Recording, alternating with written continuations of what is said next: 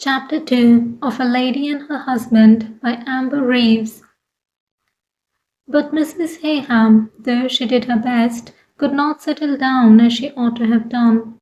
James watched her carefully, and though she was storming about it, he felt that the engagement still distressed her. She was a little pale, he thought, and detached and indifferent to carefully planned amusements. Something more radical would have to be done. He would have liked to take her abroad, but he had business matters in hand which he could not trust to Trent. Nevertheless, things must not remain as they were. He took his problem to Rosemary, whose own conscience was not untroubled. "We have got to think of some way," he told her, "of interesting your mother." Rosemary agreed with him. Now that she turned her mind to it, she could see that her mother's life needed interests. For what, when she came to express her sense of it, had Mary's life been? She expended some little ingenuity in pointing and amplifying her own conception of such an existence before, in her turn, she consulted Anthony. Her mother, that was the gist of it, had not lived. Here, in this great world of speed and steel and electricity, this world of banks and syndicates and organized labor, Mrs. Heyham had kept her house and nursed her babies as she might have done 500 years ago. She used the clothes and the food and the furniture of the 20th century because they were there at her hand. She knew nothing of how they were made or of what brought them to her. She lived like an insect in a coral reef, ignorant of the laws by which she was governed. Mathematics, the triumph of man's intellect, meant some X's and Y's, some circles and triangles in children's school books. Philosophy meant that a great many cultivated people do not believe in God. Biology meant that in some indiscreet manner we were descended from monkeys. Economics said the conservatives think a lot can be done with tariff reform, and the liberals have been left to make the best of free trade. Industry was represented in her mind by the shops where she bought her clothes and ordered her provisions, by factories heard of but never seen, by a bank with large stone pillars that sent her checkbooks, by so much money from her husband every week. When she tried to escape from it all, at least to vary it, she travelled on padded seats of first-class carriages, she slept in hotels, where she was carried to her room in a lift, she stared at views whose last details of excellence had been dissected in guidebooks. Public opinion, since she was a rich woman, did not allow Mr. Heyham to beat her or to take her money, and she could walk alone in the street without being insulted. She could read novels about other women's love affairs. She could turn up the light in her house by putting her finger on a knob. Yet she had no clue to the meaning of her life or of the lives of the people who served her and worked for her. She knew as little of the city she lived in as she knew of the fields where primitive women toiled. She was shut off, like all of us, Rosemary thought, from the wild things of the earth, from its oceans, its forests, its snows. She was denied man's heritage of knowledge, the rewards of his search for truth. She was sheltered from the need of working with her hands. She had lost the keenness of her savage senses and the strength of her savage impulses. She had lost her bodily hardness, her mental vigor and curiosity. Even her love of luxury had gone. She did not care, as some women do, to scent herself and hang herself with jewels, to wrap herself in soft furs and in supple bright-coloured stuffs. All this desire had withered to a mere dislike of dirt and disorder, a vague positive aspiration that things should be nice. Mrs. Heyham was a graceful woman, good, simple, sensitive. She respected herself, and she was respected by others. That was the spiritual share of the loot of the centuries. They were walking through the park to Hampton Court when Rosemary tried to impose this view of the matter on Anthony. He listened to it with interest but without excitement. He was a fair-haired, sunny-tempered youth, a little lazy about giving rein to his own enthusiasm, but tolerant of Rosemary's, for he admired her wits. It was a fine afternoon. He turned appreciative eyes to the long lines of trees changing from green to grey in the slight, pleasant haze. Then he looked back at Rosemary. "Well," he asked her, "granting all that, and you have put it very nicely, what is your solution?" Rosemary had thought of a solution, and a very good solution too, suitable, revolutionary, and high-minded. She was not deterred from explaining it by Tony's indolent tone. Rosemary was herself a socialist, and she could not help feeling that if her mother were to take up some sort of work among her father's employees, the results must be thoroughly satisfactory to all right-thinking people. Her father was a good employer. Neither she nor Anthony doubted it. But it is admitted that only a woman can understand a woman's difficulties. If he thought of the matter with an open mind, some such diversion of herself seemed only Mrs. Heyham's duty. There could be no doubt that she ate and bore the profits of the business. "Delightful for the girls, but what is your mother going to get out of it?" Anthony asked. He thought of his own mother, a strong-minded lady, who made a great point of remembering that she was only a woman. No child of hers would willingly have extended the sphere of her influence, but then she lacked essential human kindness. Mrs. Heyham, on the other hand, was the kindest woman he knew. She was kinder than Rosemary. He wouldn't, personally, have considered that her life or her personality needed any addition. They seemed to him gracious, complete, and satisfying, and he did not think that she herself would wish to tamper with them. But Rosemary was answering him. "Why," she told him, looking round in her turn at the still trees and the sunny grass, here would be her mother's chance. She could leave her artificial opulent home and go out into the world, the man's world, that she had never seen. She would touch it, study it, find out her own place and her value from it. She could live again, not only with her charm and her sympathy and her admirable legitimate affections, but with her mind, with her soul. Tony might jeer at the word as much as he liked, but it was exactly her soul that Rosemary meant. She would learn that out in the world justice and mercy and pity are not easy, natural things. They must be found, fought for, insisted on. "Mother," she finished, "has never fought for anything in her life." "On the contrary," Anthony told her, "you know nothing about it. A woman like your mother, I speak with the authority of all the ages, finds her life and her adventures in herself. She doesn't need to be stirred by your gross realities, your sordid politics, your miserable clamour for things to eat and a hole to go to sleep in. She lives, so to speak, in the depths of the sea, dark green and heavy, far away down, while you, my dear Rosemary, are running about in a bright red bathing dress and splashing in the little waves on the beach." He smiled at her all the same as if he approved her choice of occupation. "And the air," Rosemary reminded him, "and the sky, and the sun. But seriously, Tony, isn't all that trivial? There may be a mystical life that can do without experience, but most women haven't got it. Mother hasn't. Taking things as they are, what can you find to criticize in my plan?" Tony turned to look at her and met her earnest eyes. She was a beautiful creature, he thought, and he liked her gallant tilting at destiny. It was rather jolly of her to marry him. When he spoke, his voice expressed an easy-going affection. "If I were your mother," he informed her, "I wouldn't stir a finger to touch what you call life. However, from your point of view, your plan is all right if you can persuade your father." Rosemary had no doubts upon that score. She could easily manage father, and her mother would simply have to be persuaded. Really, it was a masterly idea. It would be thrilling, most thrilling, to see what she made of it all.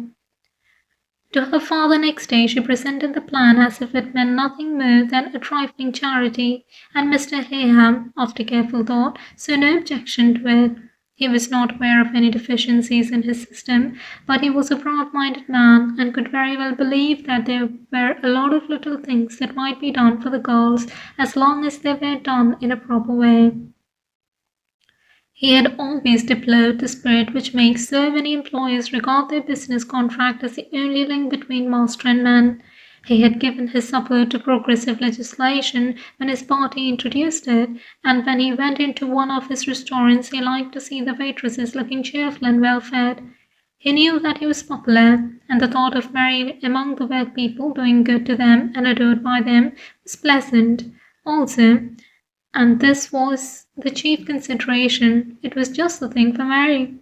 Her own children were leaving her, and what she wanted was somebody to mother. He thought well of Rosemary for her idea. He told himself that there is a good deal to be said for these young modern women. Laura, whose own struggle with housekeeping had given her a new respect for Mrs. Heyham, showed the easy enthusiasm of the irresponsible. It would be splendid for Mother to have this fresh outlet for her powers, and it would be so nice for them all to feel that everything was being looked after from a woman's point of view. Perhaps later on, if Mother organized clubs for anything that might help her. After all, they all shared in the profits of the business, and in a sort of way they were responsible.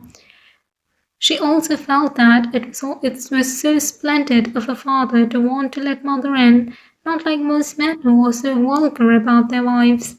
And this, when she had been told of the young man's attitude, it was just like Trent to make a fuss about what everybody else wanted. Rosemary, though she was glad of this warm reception, did not feel that it took her very much further as to Trent. If Mrs. Heyham chose to see a difficulty in his beastly mullishness, she was not likely to be moved by Laura. After all, Trent worked very hard at the business, and in a way, he had plenty of brains. You could not disregard him as if he were a boy or a fool.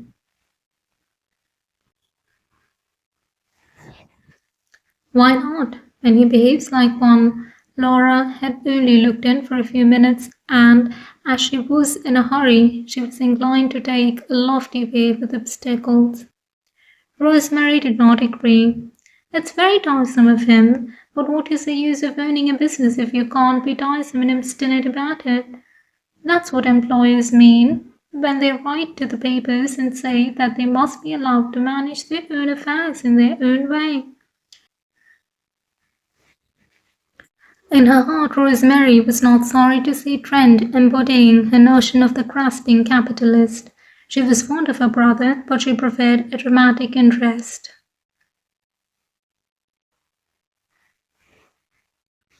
Laura refused to see matters in this light. If they wanted to win, the point to be stressed was not Trent's rights, but his ungraciousness. "But my dear Rosemary," she said, "he can't have any serious objection. Isn't it obvious that he's merely trying to be disagreeable, unless, of course, this struck her as a good idea. He thinks his ideals won't consider it the thing." She had a train to catch, and as she spoke, she moved towards the door. Rosemary shook her head. She didn't believe that Lord Iredale's objection to Trent as a cousin would be affected by any charitable enterprises that Mrs. Heyham might undertake. Trent's reasons, whatever they were clearly not of a kind that he could make public. This, as Trent himself felt, was the weakness of his position. He was not a man who could make a show with sentimental values, and this was a matter of sentiment. Trent liked little soft childish women. He liked, in a quiet way, to be made a fuss of. He did not long to be understood, but only to be prettily admired. Women who sat on committees and superintended movements were apt to cultivate an impersonal manner which he found chilling. He had not much leisure for ladies' society, but when he did adorn it, he expected to be received with womanly charm. And his grievance now was that Rosemary, with her unfounded ideas, was getting hold of, was doing her best to spoil his charming mother. However you look at it, it was a horrible plan. Mrs. Heyham, as Trent saw her, was the last person to throw among waitresses and factory girls. Their girls were no worse than the rest. In fact, the firm made distinct efforts towards moral tone, but he could not believe in his heart that they were better. And Trent was afraid of waitresses. At Oxford, There had been a rather large waitress who made advances to him. She was a moist lady with bright yellow hair, and Trent still shivered with disgust when he thought of her dirty fingers on the edge of his plate. That was the sort of person Rosemary wanted to bring into contact with his mother. He pictured Mrs. Heyham being imposed on, made use of, duped and talked over by malcontents and agitators.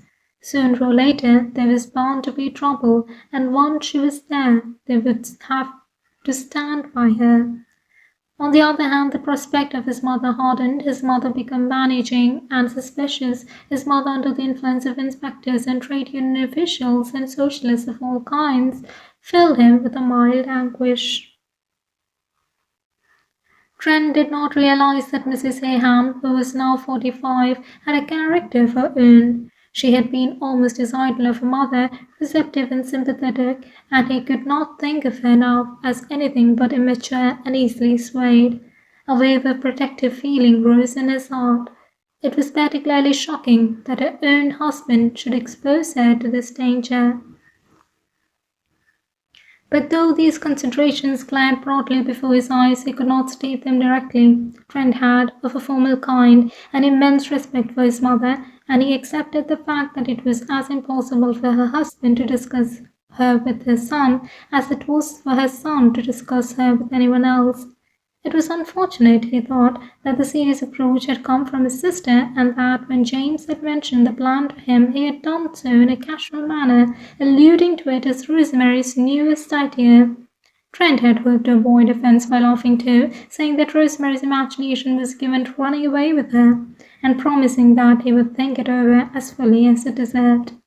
Thinking it over had only produced reasons to fortify his impulsive aversion, and if he did not mention it again, it was because he hoped that Mr. Heyham might have seen fit, on reflection, to drop it. Trent never made it harder for people to do right by enlisting their pride against him. But James, who had learned from Rosemary of Trent's real attitude, had, as a matter of fact, been waiting, not to retreat from his position, but for some sign of an apology from his son. In business matters, Trent might stand up to him if he could. Young brains were sometimes a match for experience, and in any case they could only develop by making a fight for it. But where his own wife, where Trent's mother, was concerned, Mr. Heyham was still the head of his family, and he was hurt that Trent should lack the good taste that would have taken this for granted. He had never exacted a show of respect from his son, and he had perhaps assumed too easy that the young man had understood his attitude. He ought to have understood it. If he hadn't, he showed a mental closeness which his father did not find easy to forgive. Mr. Heyham had always stuck up for Trent, if only because he was a boy and the girls were down on him, but it seemed to him quite possible now that he had been wrong. The possibility was not pleasant, and James, when business allowed it, preferred his thoughts to have a mellow savour. He therefore decided, when 2 days had passed and Trent had said nothing, to finish the matter out in the library after dinner. He waited until Trent had left the hearthrug and settled himself in a chair. James himself remained standing. It was always, he felt, annoying to have your adversary leaning over you. Trent was looking particularly thoughtful, for he was trying a new kind of cigar. James opened briskly. Rosemary and I are anxious to know, Trent, when we may mention this plan of ours to your mother. Trent was deeply disappointed. He had hoped, at the least, for a reasonable openness of mind, and he was met with what looked painfully like a display of temper. It was clear that argument was no use. There was nothing for it but to be firm. "As soon as you like, sir," he said in a tone which he hoped would express the sentiments desirable to a man in his position, "as long as my mother understands that it has nothing to do with me. As long as we tell her that you wash your hands of her." This was unfair, and Trent hated unfairness. He stared hard at the cigar for a moment while he tried to master his irritation, telling himself that 30 years of business make a man quick to put others in the wrong. His father, watching him, was struck by the attitude. Good Lord, he thought, he might be a curate. Well.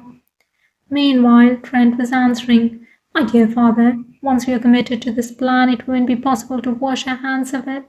But I don't want my mother to think I approve of it.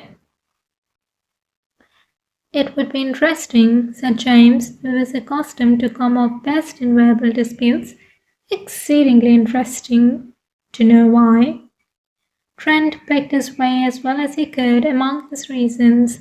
Well, in the first place, I am convinced that it will make difficulties. Perhaps I see more of the girls than you do, and they are as discontented as they can be, especially the waitresses. We simply can't afford to have them upset. He hesitated. And what in the second place? In the second place, then I must say that I don't think it's suitable for my mother. Our girls are not like villagers, not accustomed to ladies, and mother has never had any experience of this sort of thing. By this time, James was angry too. Trent had as good as said that he didn't take proper care of his own wife. It wasn't an arguable matter, so he let it rankle a little and turned to the other point. I really can't congratulate you on your parent experience, he said. Our waitresses are a perfectly respectable lot of girls. I shouldn't in the least mind my daughters going amongst them. In any case, I can't see why you should think that your mother is likely to correct them. Here was more unfairness. I didn't say corrupt, I said upset. Anything they are not accustomed to upsets them. Look at the trouble we had over stopping their tips, though they must have seen that it's a far better plan to have regular bonus.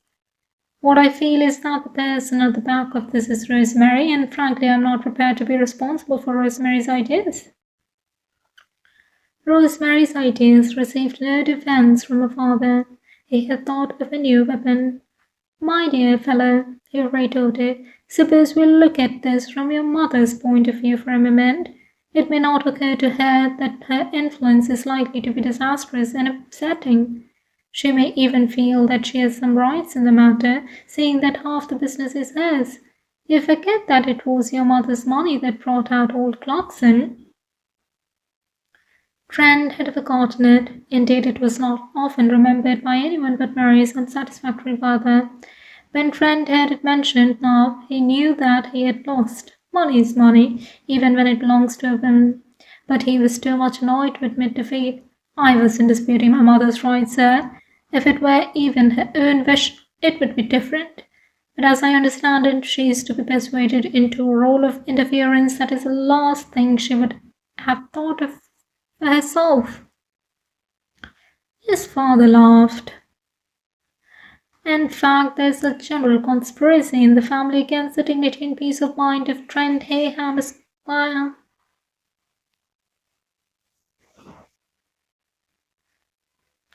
Trent, he flattered himself, could be a gentleman even in an argument. Such cheap sneers were unworthy of his father. They were not argument. He did not answer them. James too felt that almost enough had been said. Trent hadn't a chance, and there was no need to press the boy. Look here, he said quite agreeably. I'm not prepared to discuss your mother with you. You can take it from me that nobody is going to persuade her against her wishes. Trent grunted. He knew Rosemary's powers, and I'm not going to discuss the whole position of women with you either, though I don't mind telling you that you know nothing about it. But before we close the subject, you must understand that I really can't undertake to explain your views to your mother. They are beyond me, but of course I shall be delighted if you can make her see why she is going to do all this harm. Only you'll have to put it off until tomorrow because I mean to speak to her myself first. Victory had made him energetic, and he felt this was a good moment for explaining the matter to Mary. He stood up, paused for a minute as if he were waiting for Trent's answer, and then walked briskly, almost gaily, out of the room. He knew that he had left Trent nursing a grievance. He knew that Trent did not mean to speak to his mother, and that he felt insulted by the accusation. He did not care whether the poor young man felt insulted or not. For the moment, Trent was merely a defeated adversary. Moreover, he was a nuisance. Mr. Heyham had never felt certain that Mary would take to the plan, and now it had become necessary that she should receive it with enthusiasm. He was not going to over-persuade her, he had said so, and besides, it is of no use forcing a person to do a thing for her own amusement. But Trent had certainly made it difficult for him to give away on the matter. Trent was a self-righteous young fool. Damn him. Mary was alone in the drawing-room, for Rosemary had gone to a theatre with Anthony. James became more impressed by the beneficence of his scheme when he noticed that Mary was doing nothing. But she took up some knitting and pretended to be busy directly she saw him. Brave little woman. He hovered over her rather awkwardly for a moment. 20 years ago, if he had wanted to persuade her, he would have sat down on the footstool at her feet, and some unreasonable impulse was urging him now that the footstool would be appropriate. He made no conscious decision. Habit settled him in his usual chair, but for once he went doubtfully.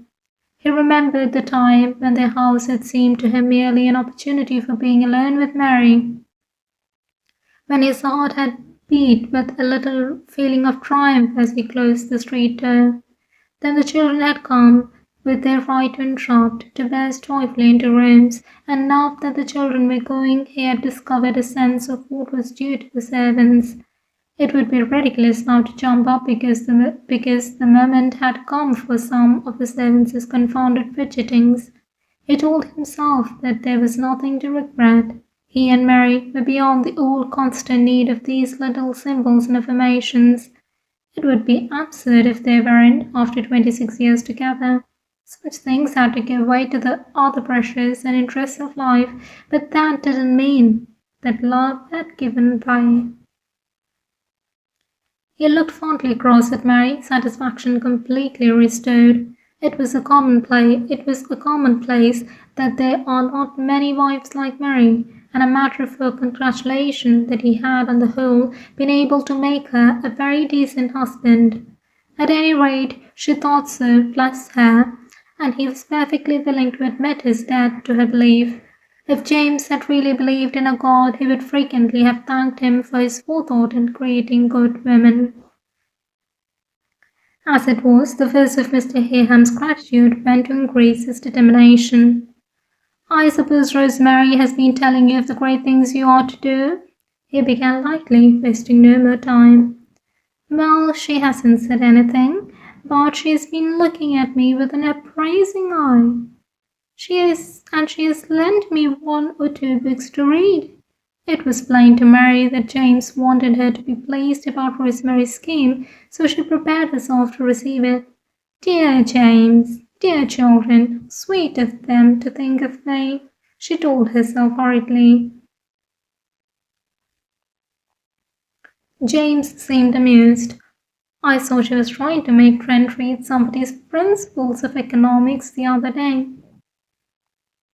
"I don't think these were economics. I'm afraid I haven't looked at them yet, though I meant to begin one this evening. She said they were books that would give me an insight into the lives of the poor." James was touched by the thought of little mother bent over Rosemary's books. "Tyrannous young blue stocking," he said. "I don't think we need bother our old lady with books. It's just where books fail that we want her to come in. The fact is, Mother, I don't know whether you will forgive us, but your family have been hatching a plot.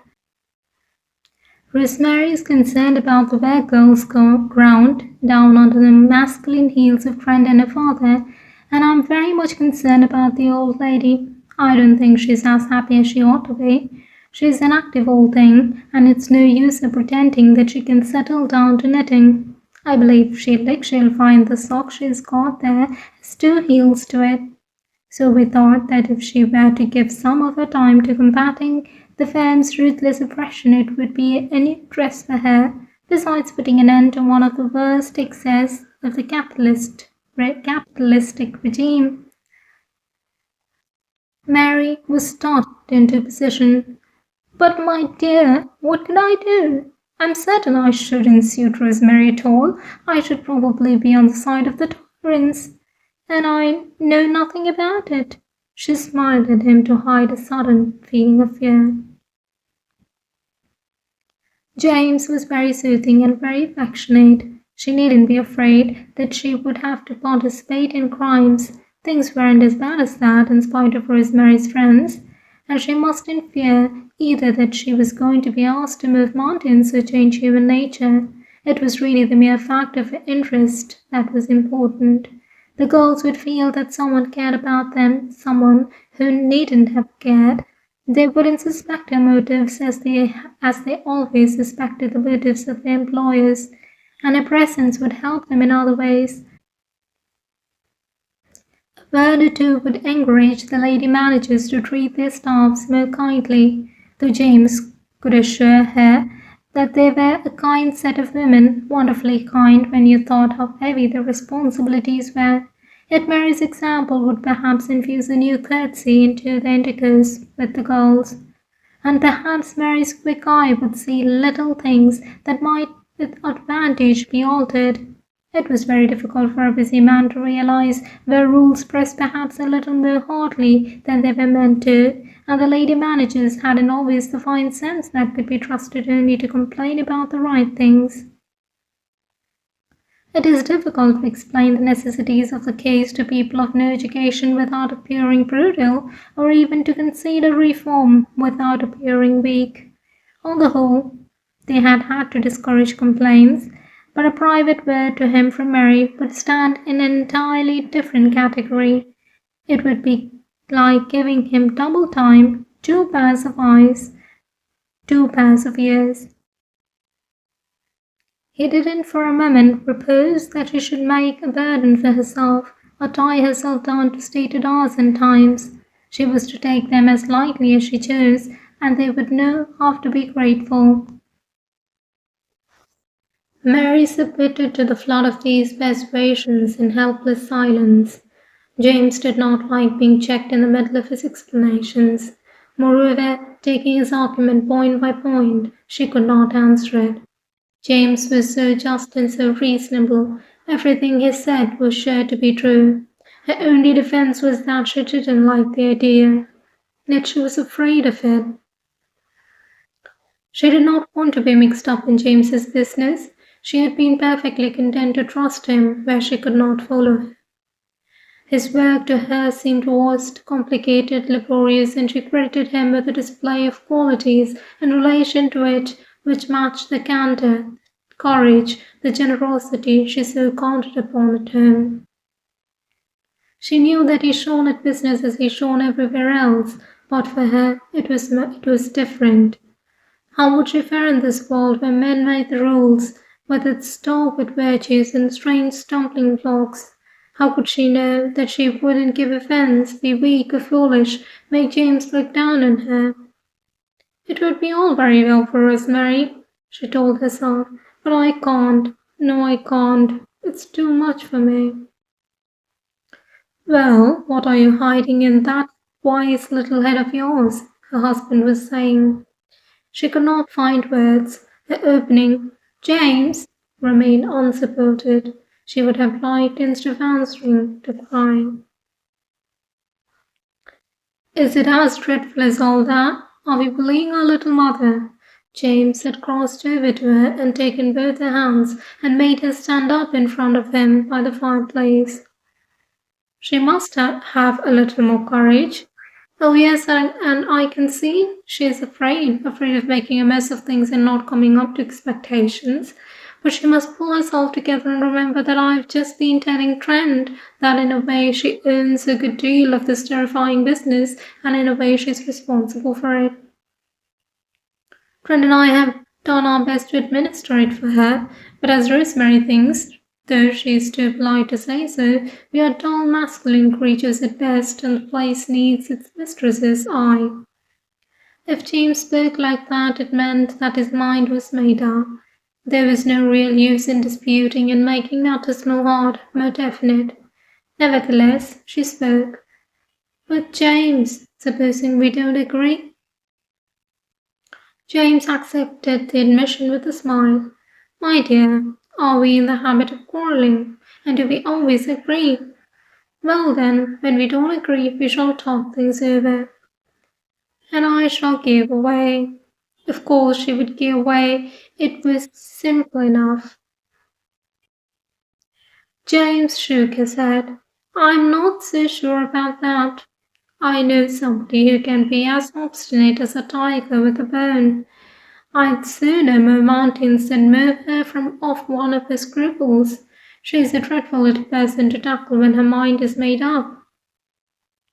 Mary's obstinacy had been agreed upon between them since she had successfully refused to have footmen in her household, or even a boy and a butler. Mary reassured him. But in this case you'll have the making of it up. James thought it probable he would. Well, there's no need to sigh like that, he told her. In 6 months, ridiculous one, we shall have you thanking us for a new lease of life. Mrs. Heyham smiled faintly and let him swing her hands in and out. You said you had to remind Trent, she asked presently. Does that mean that he doesn't agree with you? James let go her hands that he might clasp his own behind his back. I rather gather that Mr. Trent believes in women leading a sheltered life, dew-sprinkled flowers and gloomy grapes and that sort of thing. He was distressed at the idea of your going among the girls who don't meet his ideas of nice people, and on the other hand he seemed to fear that you would prove a channel for Rosemary's revolutionary doctrines. Want to hand over the business to the London County Council or whatever the theory of the moment is. Mary could laugh. Dear Trent, to tell you the truth, though I wouldn't care to admit it to Rosemary, I have only the dimmest notion of her theories. It's a subject on which I have felt too ignorant for discussion. But seriously, James, how can I undertake the work you suggest if one of the directors objects? For a moment she felt grateful to Trent. I don't think we shall hear much more of Trent's objection, my dear, and even if his manners were worse than I think them, it's of no consequence. I made him a director because I thought it more fair to him, but until I retire, I, and not Trent, am the head of the firm. He spoke in his business voice. There was nothing very hopeful in that, and Mary felt weakly inclined for a compromise. You'll give me a night to think it over, won't you, James? She asked. It's just possible I might discover an argument that would send you and your old plan packing. James laughed and kissed her. Oh, I'm quite ready to allow Rosemary a share in the glory of convincing you. I'm sure that not even Anthony could have lured her out if she had known that the assault was to be made tonight. Think it over as much as you like, but I don't expect you'll find your argument. There was nothing more to say. The matter was settled for the evening, and James became aware of the fact that it was 10 o'clock. Moreover, he was in the drawing-room, whereas at 10 o'clock, if they were alone, he was accustomed to be in his study. Mary did not want him. She had turned back to her knitting, and she would soon be going to bed. He waited a moment to be sure that she did not want him, but when it came she seemed quite to expect his good night. Nevertheless, Mary did not go to bed. She lay back in her chair and tried, in the interval that he had left her, to bring some pertinent order into her thoughts. She had not only to decide what she should do, but equally difficult, how she should put the thing to James. She knew that she was not good at sustaining an argument, even when she had thought it out carefully beforehand. She tried to state the case very plainly to herself, James's side and the other side. After all, that was the important thing. It did not matter so much that he should be pleased with the answer he got from her. Just now she had been cowardly. It was only fair to him that he should know what was really in her mind. She had slid too much into the habit of answering James's mood and not his arguments. As she thought, it seemed to her the case against her going was, in substance, Trent's case. He, silly boy, tried to make it a shackle to hold all women. She did not believe in these lofty generalizations, but she doubted, all the same, whether she might not be wise to respect the prohibition for herself. She was not one of the women who were fitted, either by training or by an adventurous disposition, to work with men at men's affairs on a neutral footing. Men for her had been creatures to be pleased and to be cared for, and men had loved her and been good to her precisely because of this attitude of hers. To do what James asked would be to approach them on a different basis, and she felt it was hard she should be asked to risk what she had been so proud of, her successful relations with her husband and her son.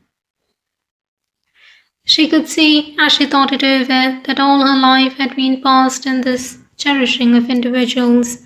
She had learned to study them, to respond to them, to guide herself and them through intricate problems of character and conduct.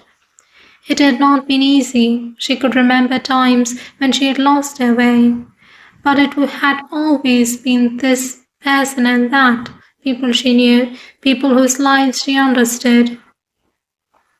She had never been called upon to deal with them in numbers, as classes, to rule them with rough and ready decisions. Moreover, though there had been limits to her time, her strength, her money, and even, she felt remorsefully, to her goodwill, she had at any rate been sure of the principles on which she based her decisions. She had known what she wanted for them all, for James, for the children, for the servants. These waitresses and factory girls were beyond her ken. How was she to know what she wanted for them, or what she ought to want? If she found out, how could she then count the forces available to help her, or discover what barriers stood in her way? If it had been simple to arrange proper conditions, it would not have been left all this time for her to do. She was returning to her old feeling of timidity and aversion when she pulled herself up. She was not, she told herself, looking at the thing squarely. She was arguing as if James had advanced his plan out of sheer wantonness. He had started, and she must start too, from the fact of a narrowing life. She mustn't pretend that the alternative to agreement was an old round of interests and activities. It was something less and less important than that. Soon she would be an old woman whose empty house waited for the children to open its doors. James was right. She couldn't condemn herself to that. And if she went forward, if she saved her life from this dreariness, then James's plan or another she must take a risk. She tried now to reassure herself. She knew that she was not a fool, and these terrifying waitresses were, after all, human beings like other people. Their needs were ordinary human needs for health and happiness. It would probably amuse them, poor things, if they knew that their employer's wife was frightened of them. These painstaking reflections were suddenly scattered. Mrs. Heyham's conscience, always partial to conviction of sin, had flashed upon her a charge of unkindness to James. James's kindness and forethought, his sympathy for her loneliness, the trouble he had taken, the trouble he was prepared to take over her stumblings in the future, all were arrayed against the wife who had never thanked him or shown that she recognized them. It was perfectly true. He had been a dear about it, and she had thought of nobody but herself. Mary could not have slept with this upon her mind. 2 minutes later, James, looking up from an article on the latest naval scare, saw her crossing the floor of his study. "James," she said softly, bending over him, "you must have been thinking what a selfish creature I am. I never thanked you at all, and it was so kind of you, my dear." James made her sit on the arm of his chair. "The absurd old lady," he scolded. "A moment ago she was worrying because she wasn't clever enough, and now, heavens above us, she's selfish. She will positively be smothered with gratitude from all sorts of poor creatures presently, and then will be time enough to hand on a little of it to me. Now are there any more deadly sins to be explained away?" Mary bent over him until her cheek touched his head. "I want you to promise," she said a little shyly. Promise that, however silly I am, you won't think the worse of me for it. Please. James laughed. Solemnly, on my honour, you funny old darling. May I die in my shoes if I doubt that whatever you do is the most admirable thing in the world. There, will that suit you? Mary kissed him, slipped from his arm and went to the door. Sometimes, she told him, rather looking round before her final disappearance. I'm rather fond of you, James. The door shut. James found his place in the article with a smiling face. Germany, oh no, Germany. He felt that this is not a bad world. He liked to see Mary scrupulous in matters of emotion. Sometimes it was a little tiresome, but it gave him a feeling that she was dependable. That's the best of her, he told himself. She likes to think things out for herself, but she always sees one's point of view in the end. He plunged into statistics. He did not believe in this invasion, but to read of it reminded him that he was doing his duty. He had said that if any of his men cared to join the territorials, he would arrange about their holidays. It was inconvenient, of course, having them all go together, but he had done it. In this way, as he had pointed out, even the senior men whose holidays now had to wait contributed their little sacrifice to England's greatness. We cannot all die for our country, but dear me, that's no reason for not doing something. James slept well that night.